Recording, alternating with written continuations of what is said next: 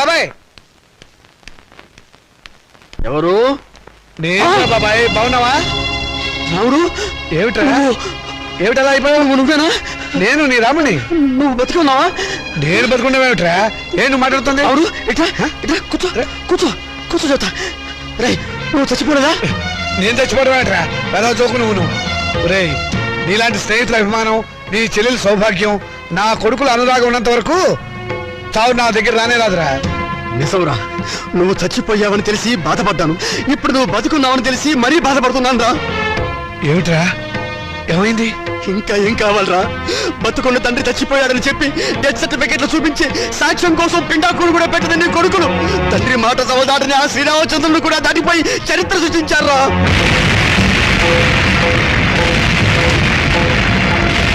నేను చచ్చిపోయాని చెప్పి నా కొడుకులు పిండాకుడు కూడా పెట్టారు. ఇంకా నయం, బతుకుండగా నీకు కూడు పెడతారో లేదో తెలియదు కానీ నీకు పిండాకుడైనా పెట్టినందుకు సంతోషించు. కొడుకులు తలకొరివి పెడతారని, వాళ్ళు నిన్ను ప్రమోషన్ మీద స్వర్గానికి పంపిస్తారని ఇన్నాళ్ళు ఎగిరి పడేవాడివిగా. ఓ వెళ్ళి వాళ్ళు పెట్టిన పిండాకుడు ఎక్కడుందో వెతుక్కొని దాని మీద చిటికని విషం చల్లింపించేయరా. స్వర్గం సంగతి ఎలా ఉన్నా నీకు ఈ నరకం బాధ తప్పుతుందిరా.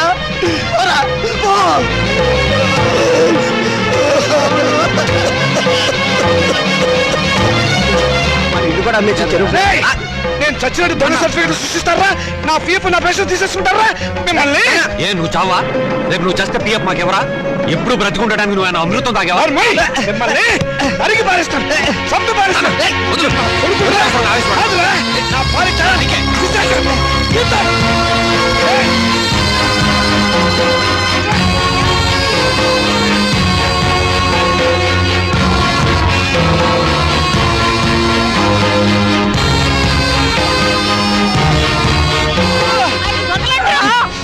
ముసలాడివి నీకే ఇంత ఆవేశుంటే గుర్రాల్లో మాకెంత ఉండాలి? ఎరగబడి కొట్టే చస్తావా నాగం?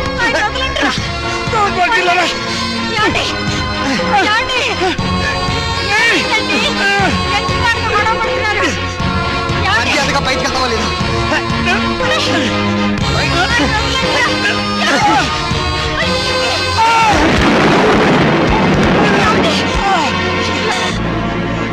దౌర్భాగ్యులారా, ఈయన జీవితం అంతా సంపాదించింది మీకే దారిపోసారు కదరా. ఎందుకురా మీ నాన్నను మోసం చేశారు? లేకపోతే మమ్మల్ని మోసం చేస్తారని. లోకులు కాకులై కూస్తే రేపు మీ మనసు మరి మీ కూతురికి ఆస్తి పంచాలనే ఆలోచన మీకొస్తే మాకు అదేం కావాలి?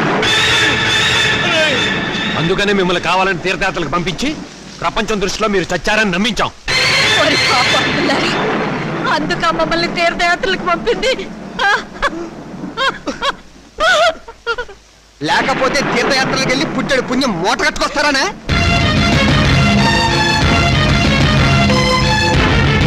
అమ్ముడు చెప్పింది కరెక్ట్. చచ్చిన తర్వాత పెట్టే కొరివి బతికుండగానే పెట్టి పున్నామ నరకంలోకి తోసేవాళ్ళు కొడుకులని అర్థం చేసుకోపోవడం ఏం తప్పు. ఈ వయసులో చేతికి ఆసరా అవుతారనుకున్న కన్న కొడుకులే పావులై కాటేస్తారని తెలుసుకోలేకపోవడం ఏం చేసిన పెద్ద తప్పు. మీ మొఖాలు మాకు చూపించద్దు, వెళ్ళిపోండి.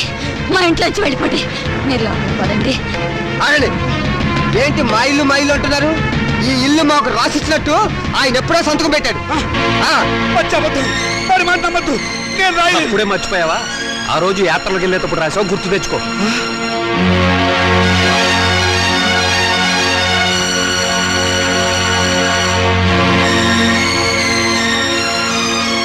సీత, నీ కొడుకులు పెద్ద కుట్ర చేశారు, నమ్మించి మోసం చేశారు.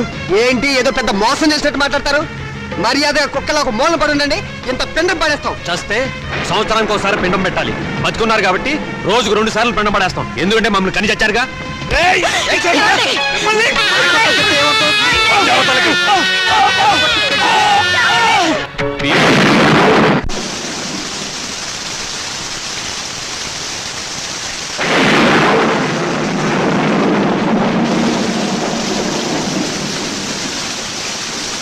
అత్యంతరంగా కొడుకులు వెళ్ళగొడితే అనాథల్లా చెట్టు కింద ఉన్నాం. ఏమిటండి మన బతుకులేలా? మనవి బతుకులా? ఇంత దారుణం జరిగిన తర్వాత ఇంకా మనం బతికే ఉన్నాం అనుకుంటున్నావా?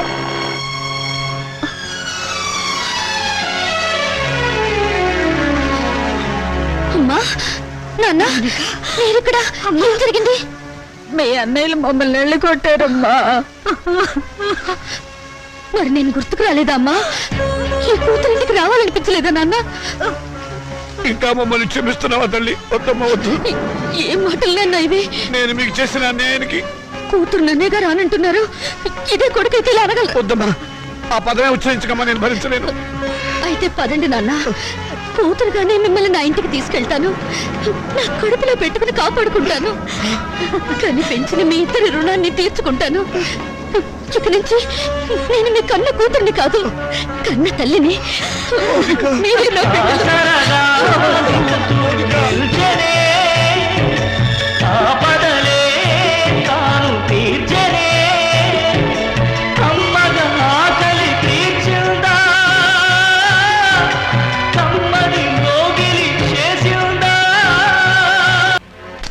చూసావన్నాయి మౌనికి ఎంత పొగరు.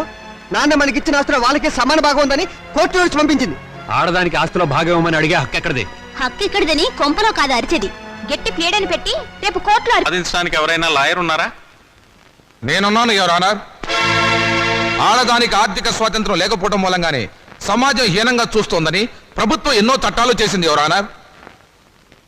1937 సంవత్సరం వరకు ఉమ్మడి కుటుంబంలోని ఆస్తిపై స్త్రీలకు ఎటువంటి హక్కు లేదు.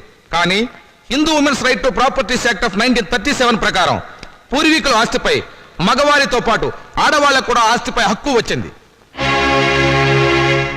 కానీ ఆ హక్కు ఆస్తిని అనుభవించడానికే తప్ప అమ్మటానికి గాని ఇతరత్రా ఉపయోగించుకోవడానికి గాని వీల్లేదు. హిందూ సక్సెషన్ యాక్ట్ 1956ను ఆంధ్రప్రదేశ్ ప్రభుత్వం వారు కొన్ని సవరణలు చేశారు. 1988 సంవత్సరంలో యాక్ట్ 13 ప్రకారం మరికొన్ని సవరణలు చేశారు. అందువల్లే స్త్రీలకు పురుషులతో పాటు ఆస్తిలో సమానమైన హక్కు, సమిష్టి కుటుంబ ఆస్తిలో భాగవడికే హక్కు వచ్చింది. నా క్లయింట్ ఆ హక్కుతోనే కోర్టుకు వచ్చింది యువర్ ఆనర్. ఇలా కోర్టుకెక్కే ధైర్యం లేక మగవాళ్ల దౌర్జన్యానికి బలైపోతున్న ఆడవాళ్లకు దారి చూపించడానికి ఈ కేసు చక్కని ఉదాహరణ. అయితే యువర్ ఆనర్, నా క్లయింట్ నాన్నగారి ఆస్తిని వాళ్ళ అన్నలు పంచుకొని నా క్లయింట్కు అన్యాయం చేశారు. కనుక యువర్ ఆనర్, చట్ట ప్రకారం నా క్లయింట్కు రావాల్సిన ఆస్తిలోని సమాన వాటా ఇప్పించవలసిందిగా కోర్టు వారిని కోరుతున్నాను. మీ వాదంతో మేము అంగీకరించాం. మీ క్లయింట్ అన్నలు స్వాధీనం చేసుకున్న ఆస్తిని యువర్ ఆనర్, ఈ కేసులో ప్రతివాదులైన రాజాకుమారులు నాకు వకాల్తా ఇచ్చారు. నా వాదన కూడా తమరు వినాలి. ఆస్తిని పంచడంలో మీకేమైనా అబ్జెక్షన్స్ ఉన్నాయా? ఉంది యువర్ ఆనర్. నా క్లయింట్స్ తండ్రి రామచంద్రయ్య గారు ప్రముఖ పారిశ్రామికవేత్త చలపతిరావు గారి దగ్గర 3 లక్షల రూపాయలు అప్పుగా తీసుకున్నారు. అది వడ్డీతో కలిపి 4 లక్షల రూపాయలైంది. దానికి సంబంధించిన నోటు తమకు సమర్పించడం జరిగింది యువర్ ఆనర్. ఆస్తి హక్కే కాదు, అప్పుల్ని పంచుకోవలసిన బాధ్యత కూడా అందరి మీద ఉంది. రామచంద్రయ్య గారి ఆస్తి విలువ మొత్తం 4 లక్షల రూపాయలు. దాని 2 కూతుళ్ళు 2 కొడుకులకు సమానంగా పంచితే తలకొక 1 లక్ష వస్తుంది. అదే అప్పును పంచితే ఒక్కొక్కళ్ళు 1 లక్ష తీర్చవలసి ఉంటుంది.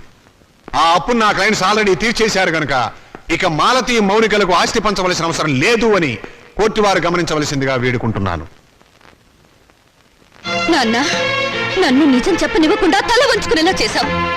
వాళ్ళు లేని అప్పులు సృష్టించారు. నువ్వు బ్రతికే ఉన్నావని కోర్టులో ఒక్క మాట చెప్పుంటే వాళ్ళ బ్రతుకుల్లో బాంబు పడేది. బ్రతుకున్న నిన్ను చంపి పిఎఫ్ కాజేసిన నేరానికి జైలు కూడా తినేవాళ్ళు.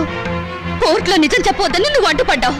మా స్వేచ్ఛని, మా ఆనందాన్ని, మా బ్రతుకుల్లో కొడుకుల కోసం తాకట్టు పెడితే గాని నీకు తృప్తిగా ఉండదు. చిచ్చి, మీ అమ్మ నిన్ను కనకుండా ఉండుంటే మేమంతా హాయిగా ఉండేవాళ్ళం. నాకే ఎంచక్కా పెళ్లి కాకుండా కడుపు తెచ్చుకుని పిల్లల్ని కంటాను.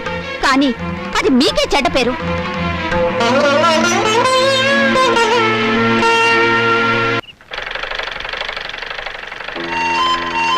నమస్కారం అండి. ఇదిగో పరాయి మనుషుల అండీలు నమస్కారాలు ఏమిటి? ఏదో మర్యాద. అమ్మగారు లేరా? లేదు, మౌనికతో కలిసి గుడికి వెళ్ళింది. ఓహో. అన్నట్టు చంద్రం, నువ్వు ఇచ్చిన రుక్మిణి కళ్యాణ పుస్తకం చిరిగిపోయింది తెలుసా? అలాగా? కొత్త తీసుకొస్తాను, బాధపడకండి. నాన్నగారు లేరా? లేరు. ఏ, ఎందుకని? ఏం లేదు, నిన్న ఒక సన్యాసి కనపడి పెళ్లి కావడానికి ఒక మంత్రం చెప్పాడు. అదేంటో నాకు చెప్పవా? అది రహస్యంగా గదిలోనే చెప్పాలి. నిజంగానా? అయితే పూజ గదిలో చెప్పు. రా. అలాగే, పద.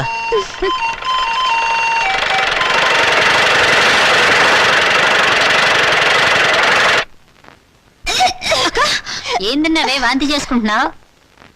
అబ్బే ఏం లేదమ్మా, రుక్మిణి కళ్యాణం బోల్డని సార్లు చదివానుగా. చదివితే వాంతులు అవుతాయా? మరి కడుపు వస్తే వాంతులు అవుతాయని చంద్రం చెప్పాడుగా. కడుపా? అవును, నాన్నగారు మాట తప్పారు, నేను నెల తప్పాను. ఎవరక్క, ఎవరు చేసరి పని? ఇంకెవరు, చంద్రం నేను రుక్మిణి కళ్యాణం బోల్డని సార్లు చదివాంగా. ఆ తర్వాత అతను నన్ను దగ్గరికి తీసుకుని ఏమేమో చేశాడు. అంతే, కడుపోయిందేమో వాంతులు వస్తున్నాయి. వరుసగా తుప్పలేగా ఎంత పని చేసావే. నమస్కారం. అంతా బాగున్నారా? లేదు, ఇప్పుడే చచ్చిపోయాం. ఆ, పాపం ఏదో బాధలో ఉన్నట్టున్నారు. మాలతి నెల తప్పింది. ఛా, నిజంగానా? పెళ్లి కాని ఆడపిల్ల కడుపు చేసిన ఆ నీచుడెవరు? నీకు తెలీదా? తెలిస్తే వాడిని బతకనిస్తానా? మానసిని గర్భవతి చేస్తుంది నువ్వు కదా? అదే అడుగుతున్నాను. ఆ పని చేసింది నేనేనా, ఇంకెవడైనా ఉన్నాడా? నోర్మై! ఎంత ధైర్యం నీకు! ఆ అమాయకుల జీవితాన్ని నాశనం చేసింది చాలక తెలివిగా మాట్లాడుతున్నావా? నిన్ను ముక్కలు ముక్కలు నరికేస్తాను. వదిలిపెట్టు నాన్న. ఇటువంటి వాడిని బ్రతకనివ్వకూడదు. వీడిని చంపేస్తాను. అవునుగా. చూడండి, ఇప్పుడు కావాల్సింది ఆలోచన కానీ ఆవేశం కాదమ్మా. మొదట ఆ అమ్మాయికి ఎంత ఖర్చైనా కడుపు తీయించండి. లేకపోతే నా కాళ్ళు కడికి పెళ్లి చేసి 2 లక్షలు కడుపు చేసినందుకు కానుగ్గా ఇవ్వండి. మీ వల్ల కాకపోతే నన్ను చంపేసి కడుపులో ఉన్న ఆ బిడ్డకి తండ్రి లేని వాడిని చేయండి. ఆ తరువాత తలమాసిన మీ అక్కకి తెల్లచీర కట్టి కలకాలం కళ్ళలో పెట్టి చూసుకోండి. ఏ పని చేసినా తెలివిగా చేయండి అమ్మా. మరి వస్తాను మామయ్య గారు. వస్తాను అత్తయ్య గారు.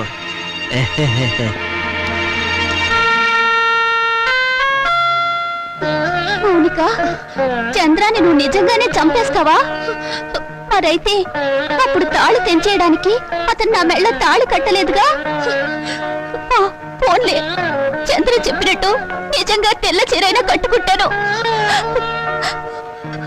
పోనీ, గాజులు పొట్టు తీసేస్తానే, కానీ కడుపు మాత్రం తీయించొద్దు. ఎందుకంటే మొగుడు పోయినా బిడ్డను చూసుకుంటూ చచ్చిపోయేదాకా నీ ఇంట్లో పని మనిషిగానే బ్రతుకుతానే.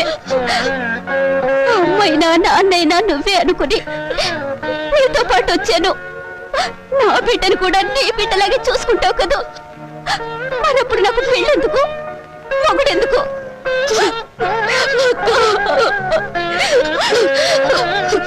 నువ్వేం బాధపడకక్క. ఎన్ని కష్టాలైనా నష్టాలైనా నీకు మాత్రం అన్యాయం జరగనివ్వను. ఆ చంద్రంతోనే నీ పెళ్లి నేను చేస్తాను.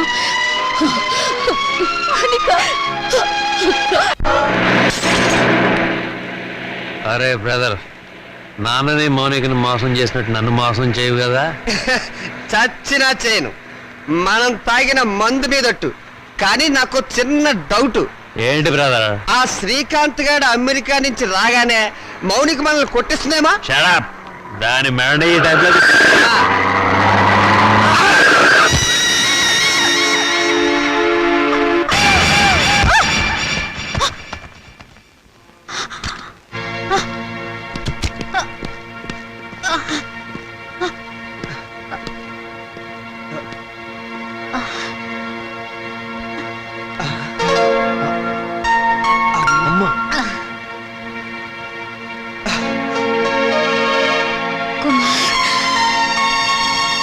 రాజా, మాతృదేవో భవ మాయ మాట, పితృదేవో భవ పిచ్చి మాట, నవమాసాలు నవ్వు నాట, భవబంధాలు పాత మాట.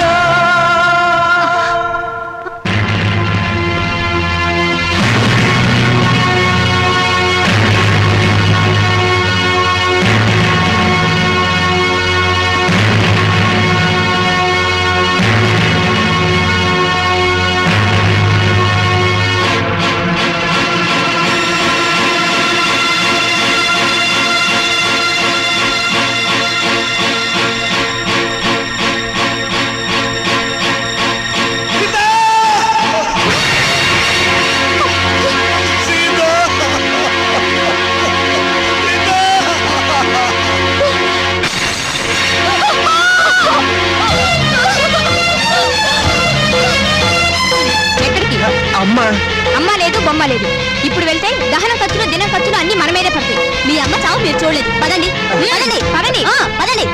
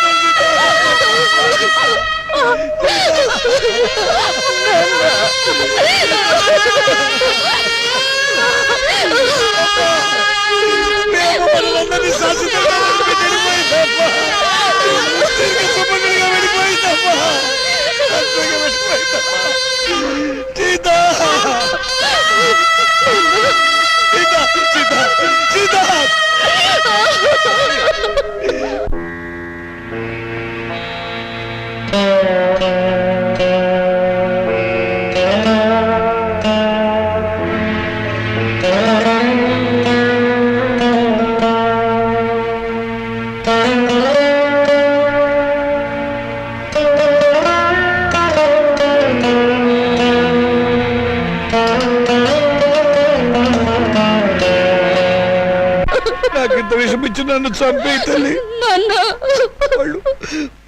వాళ్ళు నన్ను మళ్ళీ మోసం చేశారమ్మా. కొడుకులు మళ్ళీ మళ్ళీ మోసం చేయడం, తండ్రులు మళ్ళీ మళ్ళీ మోసపోవడం ఇప్పటి వరకు నడుస్తున్న చరిత్రే కదా నాన్న. ఇలా జరుగుతుందని నాకు ముందే తెలుసు నాన్న. ఆ చరిత్ర ఇలాంటి కూతురు చేతుల్లో సమస్య పోవాలమ్మా. నగ్నమైపోవాలి.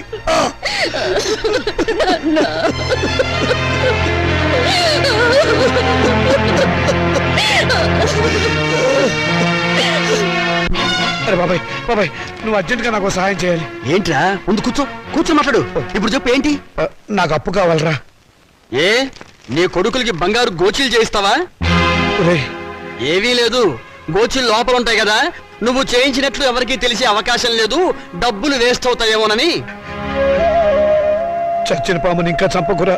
పాము చచ్చిందో లేదో టెస్టింగ్ చేద్దామని. ఓకే, నీకు డబ్బు కావాలి. ఇప్పుడు డబ్బుతో అంత అవసరం ఏమొచ్చిందిరా? మా పెద్దమ్మాయి పెళ్లి వెంటనే చేసేయాలరా. నాకు అర్జెంట్ గా 2 లక్షలు కావాలి. నా జీవితంలో నేను ఎప్పుడు ఏ సహాయం అడగలేదురా. ఈ ఒక్కసారికి సహాయం చేయరా. నాకు ఎక్కడైనా 2 లక్షలు అప్పుగా ఇప్పించరా. ఒరే రావుడు, నీ కూతురు నాకు మాత్రం కూతురు లాంటిది కాదు. అసలు నా దగ్గర డబ్బు ఉంటే నేనే ఇచ్చేవాడిరా. ఈ రోజుల్లో బతుకున్న వాళ్ళకే అప్పు దొరకటం లేదు.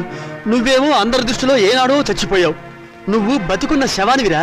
నీ దగ్గర ఏముందిరా? నీ రక్త మాంసాలు తప్ప.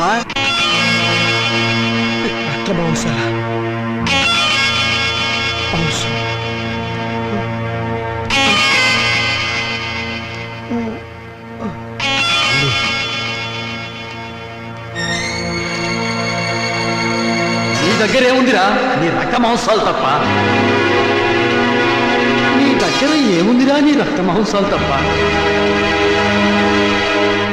నీ దగ్గర ఏముందిరా? నీ రక్త మాంసాలు తప్ప.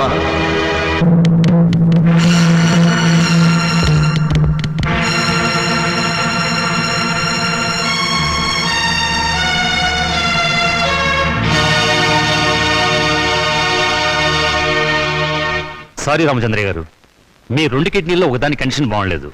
అందుకని రెండోది ఇంకొకరికి ఇచ్చే అవకాశం లేదు. ఇస్తే ఏమవుతుంది డాక్టర్? మీ ప్రాణానికే ప్రమాదం.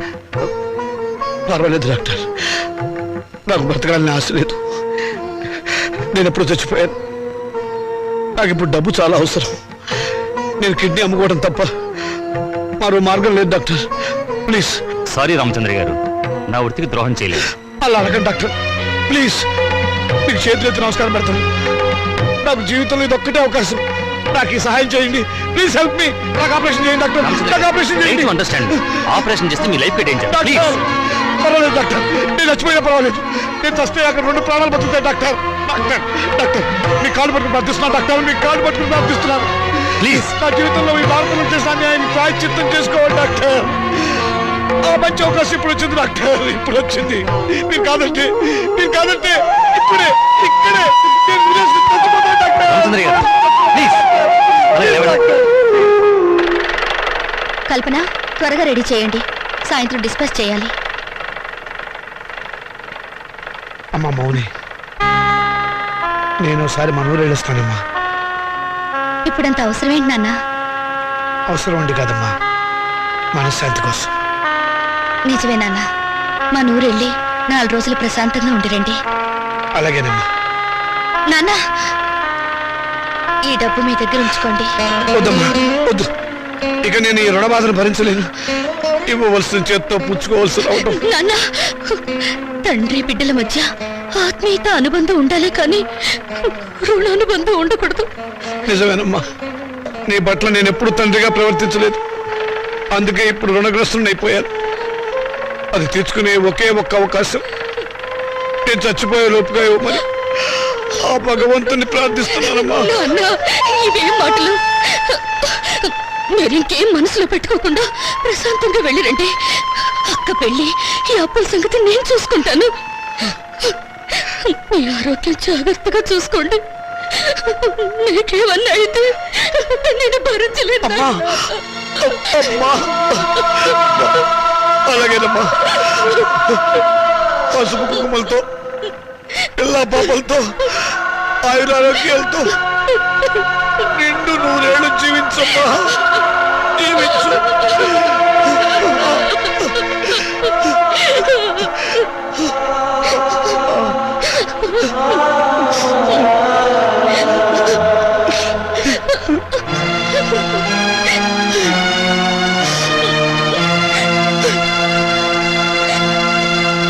పోస్ట్.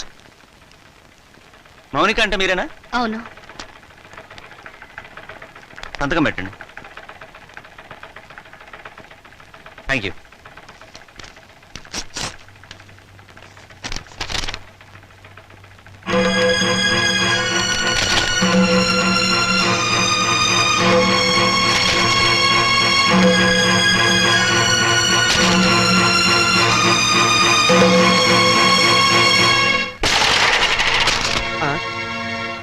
ఏమిటి ఇలా వచ్చావు? రావటానికి సిగ్గుండాలి. సిగ్గు లేని వాళ్ళ దగ్గరకు రావడానికి సిగ్గెందుకు? నోరు మూసుకుని బయటకున్నాడు. నడుస్తాను. ఈ కోర్టు నోటీస్ ఎందుకు ఇచ్చారు? ఇంకా మా దగ్గర ఏం మిగిలిందని? అదే, ఆస్తి మీద సమాన హక్కు కోసం. ఆస్తా ఎక్కడుంది? ఉన్నా మీరేం మిగిల్చారు? లేని అప్పులు చూపించి మొత్తం దిగి మింగారుగా. మిగిల్చాం కాబట్టే కోర్టుకెక్కాం. మాకు మిగిలింది గౌరవనీయులైన నాన్నగారు. ఆయనే మాకు ఆస్తి, ఆస్తిలో మాకు వాటా ఉంది. మనుషులు ఆత్మీయులు అవుతారు కానీ ఆస్తులు కారు. ఎందుకు కారు? అమ్మితే డబ్బు వచ్చే ప్రతిదీ ఆస్తి కింద లెక్కే. నాన్న ఒంట్లో అమ్ముకోవడానికి పనికొచ్చే ప్రతి భాగం మీద మాకు హక్కు ఉంది. అమ్మగా వచ్చిన డబ్బులో మాకు వాటా ఉంది. మీరు మనుషులా రాక్షసులా? నువ్వేంటే రెచ్చిపోతున్నావు? నువ్వు మాత్రం ఏమైనా తక్కువ తిన్నావా? నాన్నగారి కిడ్నీని 2 లక్షలకు అమ్మేసుకోలేదు నువ్వు. ఏంటి? నాన్నగారు కిడ్నీ అమ్మేశారా? అంత అనుమానంగా ఉంటే ఇంటికి వెళ్ళి ఆయన పట్టుకోసి లెక్క పెట్టు. 1 ఉందో 2 ఉన్నాయో నీకే తెలుస్తుంది.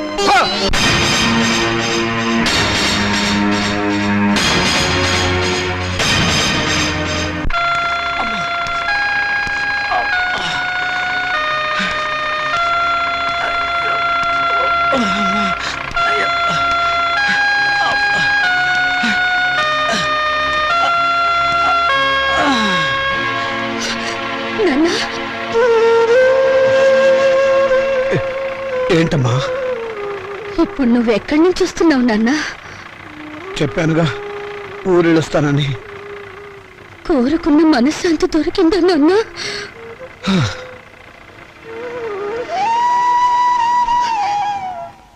దాని ఖరీదు 2 లక్షలు నాన్న. అది నీ శరీరంలో భాగం కాదా నాన్న? మౌనిక, శరీరంలో భాగాలు అమ్ముకుని మమ్మల్ని ఆదుకోవాలని చూస్తున్నావా నాన్న? ఆ దుర్మార్గులకు నా మనసును తాకట్టు పెట్టి దరిద్రుడైన వాడిని. మీ అమ్మ దగ్గరికి ఎంత తొందరగా వెళ్ళిపోవాలని ఆశలతో ఉన్నవాడిని. అన్యాయం చేసిన ఆడపిల్లలను ఆదుకోవటానికి నా రక్త మాంసాలు అమ్ముకోవడం తప్ప ఏమీ చేయలేని వాడిని. అంతకంటే నేనేం చేయగలనమ్మా? ఇప్పుడు నీ కొడుకులు కోర్టుకెక్కింది ఆ రక్త మాంసాల కోసమే నాన్న. అంత నీచాన్ని కూడా కట్టారా దుర్మార్గులు? వాళ్ళు వదిలిపెట్టకూడదమ్మా, వాళ్ళు చూడాలి.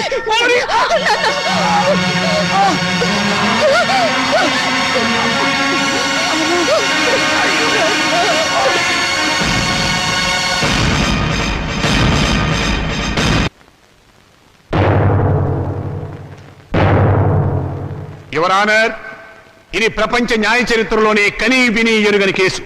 ఇటువంటి కేసు ఇంతవరకు ఏ న్యాయస్థానం ముందుకు రాలేదు.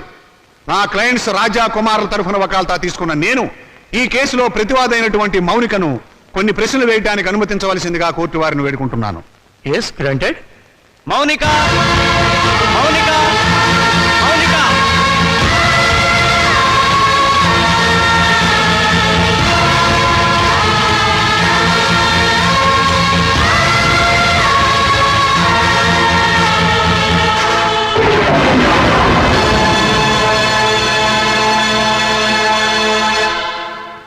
చూడమ్మా మౌనిక, కుమార్ రాజాలు నీకేమవుతారు? కీర్తిశేషులు. తెలుగు రాదా? చచ్చిపోయిన వాళ్ళు. చూశారా చూశారా, ఈ అహంకారంతోనే ఈ మౌనిక సంవత్సరం క్రితం కోర్టుకెక్కింది. హిందూ వారసత్వ చట్టం 1956 ఏపీ యాక్ట్ సెక్షన్ 13A ప్రకారంగా తండ్రి సంపాదించిన ఆస్తిలో కొడుకులతో పాటు కూతుళ్లకు కూడా వాటా ఉందని కోర్టుకెక్కి పోరాడి గెలిచింది. ప్రస్తుత విషయానికి వస్తే నా క్లయింట్స్ తండ్రి రామచంద్రయ్య గారు తన మూత్రపిండాన్ని 2 లక్షల రూపాయలకు అమ్ముకున్నాడు. ఆనాడు న్యాయం, చట్టం, వారసత్వం అంటూ పోరాడి తన ఆసక్తును గెలుచుకున్న ఈ మౌనిక తన తండ్రి మూత్రపిండాలమ్మి సంపాదించిన 2 లక్షల రూపాయలు తండ్రి ఆస్తేనని, తనతో పాటుగా తన అన్నలకు కూడా దాంట్లో వాటా పంచాలి అన్న ఇంగిత జ్ఞానం లేకుండా వాళ్ళని మోసం చేసే డబ్బు మొత్తం కాజేసింది. మూత్రపిండం ఆస్తి కాదు, శరీరంలో ఒక భాగం. అదే అదే యువర్ ఆనర్, అది శరీరంలో ఒక భాగమే అయినా అమ్మినప్పుడు డబ్బు వస్తే అది ఆస్తి కిందే లెక్క. నా క్లయింట్స్ అండి రామచంద్రయ్య శరీరం ఎవరిది? నా క్లయింట్స్ తాత నాయనమ్మలది. వాళ్ళు జన్మనివ్వబట్టే కదా ఈ రామచంద్రయ్య అనే వ్యక్తి భూమి మీదకి వచ్చింది. అంటే రామచంద్రయ్య శరీరం వాళ్ళ తాతగారిది అన్నమాట. మరి తాతగారిచ్చిన ఆస్తిని పంచుకునే హక్కు ఉన్నప్పుడు ఆయన జీవం పోసిన శరీరాన్ని పంచుకుంటే తప్పేమిటి?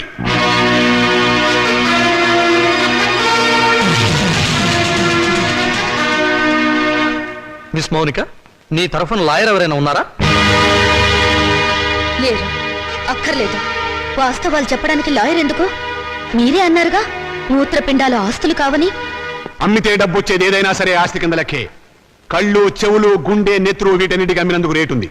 ఇవన్నీ ఆస్తి కదా యువర్ ఆనర్. లాయర్ గారు, మీరు కరెక్టే.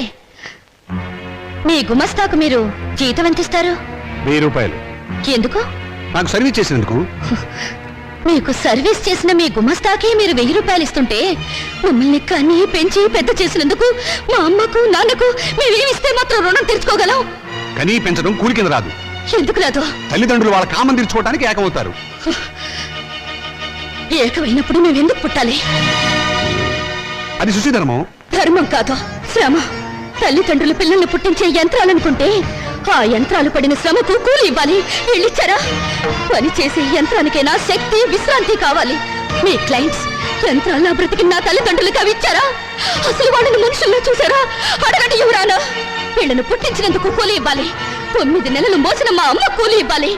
మా నాన్న నెత్తురు పంచినందుకు దానికి రేటు కట్టాలి. అమ్మ దగ్గర తాగిన పాలకు, వాళ్ళు పెట్టిన కష్టాలకు, కడుపు మంటకు, మా తల్లిదండ్రులు పడ్డ ఆవేదనకు రేటు కట్టాలి. కట్టమనంటా రేటు. శంకర్రావు గారు, మీ సమాధానం ఏమిటి? ఈ వాదనకి అర్థం లేదు యువర్ ఆనర్. ఉంది, అర్థం ఉంది యువరానా. నా తల్లిదండ్రులకు కూలి ఇవ్వమని మీరు జడ్జిమెంట్ చెప్తే వాళ్ళమ్మ కూడా కూలి కోసం కోర్టుకెక్కుతుందని ఆయనకు భయం. Silence, silence. యువర్ ఆనర్, మీరు ప్రతివాదిని మందలించాలి. మౌనిక, మన తాతలకి షుగరు, బీపీ ఉంటే అది వంశంలో అందరికీ వస్తుంది, అవునా? అవును. మరి రోగాలను పంచుకున్నప్పుడు ఆ రోగాలకు కారణమైన అవయవాలను పంచుకోవడంలో తప్పు లేదుగా? పంచుకోవచ్చు. Note this point your honour. Lawyer గారు, మా తాతగారు చాలా మంచివారు. ఎందుకు? బుద్ధిమంతుడు కాబట్టి. ఆయన్ని కొడుకులు బాగా చూసుకునేవారు. ఎందుకు? జన్మనిచ్చాడు కాబట్టి. మరి రోగాలు వంశంలో అందరికీ వచ్చినప్పుడు బుద్ధులు కూడా రోగాలతో పాటు రావాలిగా. మీ క్లయింట్స్ తో వచ్చినాయా లేదా అని అడగండి ఒకసారి. రాలేదు కాబట్టే కోర్టుకెక్కారు. ఒక చెట్టుకు కాసిన కాయలన్నీ ఒకే రకంగా ఉండవుగా. కానీ కాయలు చెట్టును చంపవుగా. మీ క్లయింట్స్ మా నాన్నగారి మూత్రపిండాలమ్మిన సొమ్ము కోసం ఈ కోర్టుకెక్కారు. కానీ కానీ మా నాన్నగారు లేరు. సంవత్సరం క్రితం చచ్చిపోయారు. పచ్చి అబద్ధం. ఆయన బతికే ఉన్నారు. యువరానా, నా మాజీ అన్నలు వీరి క్లయింట్స్ సంవత్సరం క్రితం మా నాన్నగారు చచ్చిపోయారని డాక్టర్ సర్టిఫికేట్ ఇచ్చి ప్రావిడెంట్ ఫండ్ పెన్షన్ తీసుకున్నారు. ఈ డెత్ సర్టిఫికేట్ వాళ్ళు ఇచ్చిందే ఎవరానా చూడండి. ఎప్పుడో చచ్చిపోయిన మా నాన్నగారు ఇప్పుడు ఎలా వచ్చారు? ఆయనకు మూత్రపిండాలు ఎలా ఉంటాయి? చెప్పండి ఎవరానా, చెప్పండి.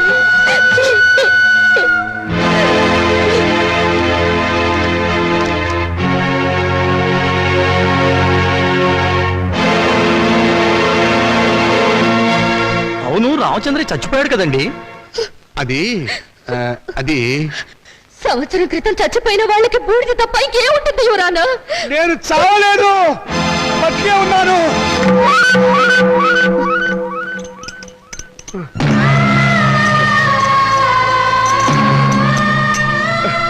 నేను చావలేదు యువరానా, బతికే ఉన్నాను.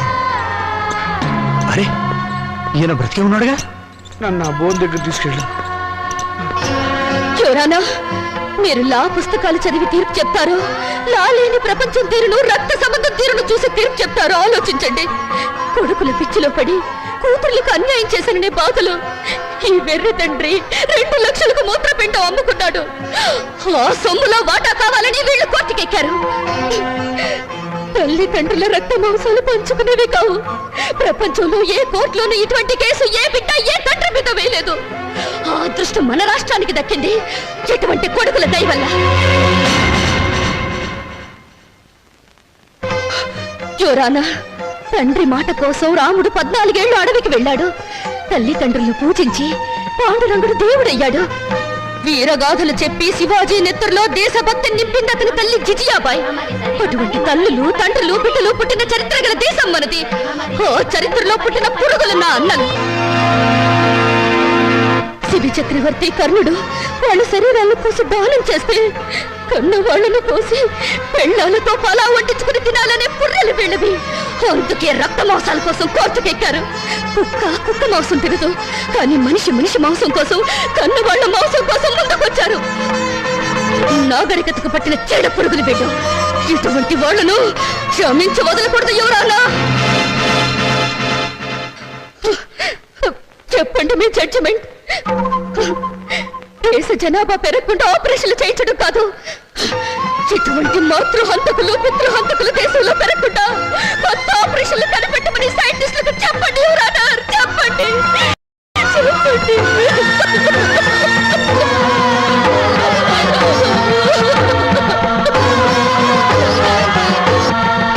మౌనిక చెప్పినట్లు కన్నవాళ్ల రక్తమాంసాల కోసం బిడ్డలు కోర్టుకెక్కడం చరిత్రలో సరికొత్త విషయం. ఇది న్యాయం దృష్టితో కాకుండా మానవతా పరిధి విషయంలో ఆలోచించవలసిన విషయం.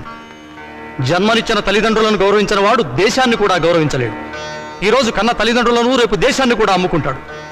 మౌనిక వాదనతో మేము ఏకీభవిస్తున్నాం. యువరానర్, మీరు తీర్పు చెప్పబోయే ముందు నా ఆవేదన చెప్పుకునే అవకాశం ఇవ్వవలసిందిగా ప్రార్థిస్తున్నాను.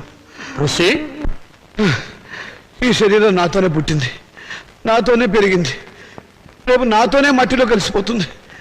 దీని మీద హక్కు ఎవరిది? నన్ను కన్నవాళ్ళదా లేక నేను కన్నవాళ్ళదా? నాన్న, మీరు ఆవేశపడకండి. ఉండమ్మా, నన్ను చెప్పని. చివరిసారిగా నేను చెప్పుకోవాల్సినంత చెప్పుకొని నా శరీరంలో ఉన్న అవయవాల మీద హక్కు నాకే లేకపోతే ఇక ఈ ప్రపంచంలో స్వేచ్ఛగా అర్థం ఏమిటి యువరానర్? ఆ హక్కు తల్లిదండ్రులకు లేకపోతే వాళ్ళు బతుకుండగానే వాళ్ళ కళ్ళు పీకి చర్మం ఒలిచి గుండె మూత్రపిండాలను షోకేసులో పెట్టి అమ్ముకునే దౌర్భాగ్యం సంతానం తయారవుతుంది యువరానర్. ఆ ప్రమాదం నుంచి సమాజాన్ని కాపాడండి. రక్త మాంసాల విలువల్ని రక్షించండి. కన్నబిడ్డలే కసాయవాడు కాకుండా చూడండి యువరానర్, చూడండి.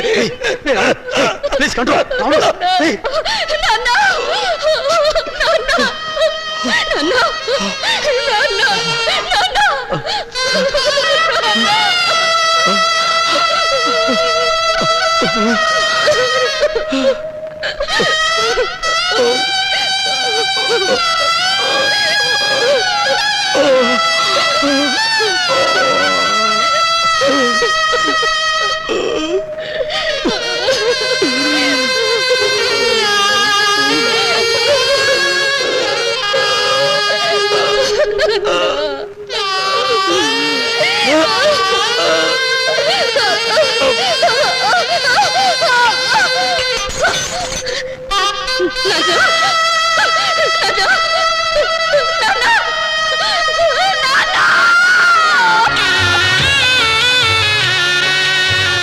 నాన్న! నాన్న చితికిని పండించే హక్కు నీకు లేదు. ఎందుకు లేదు? ఆడదానికి ఆస్తులు హక్కుండా చౌగాని చిత్రంటే ఇచ్చే హక్కు లేదు. సాంప్రదాయం ఒప్పుకోదు, ఆచారాలు అంగీకరించవు.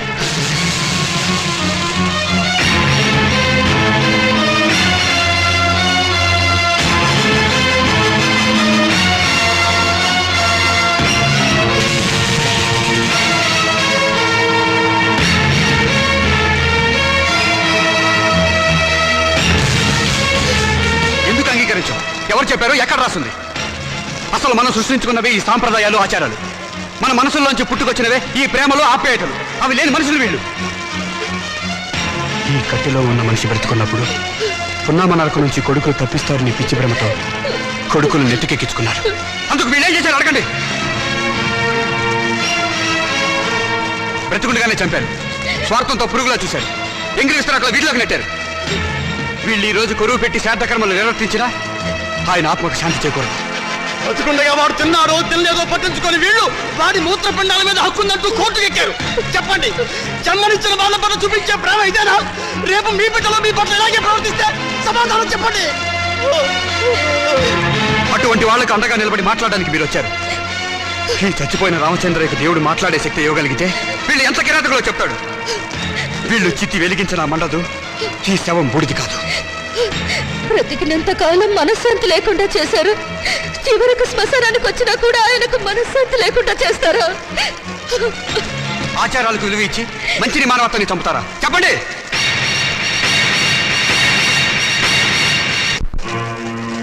చిచ్చి వీళ్ళెంత వెదవలని మాకు తెలియదు. ఇంకా చూసారని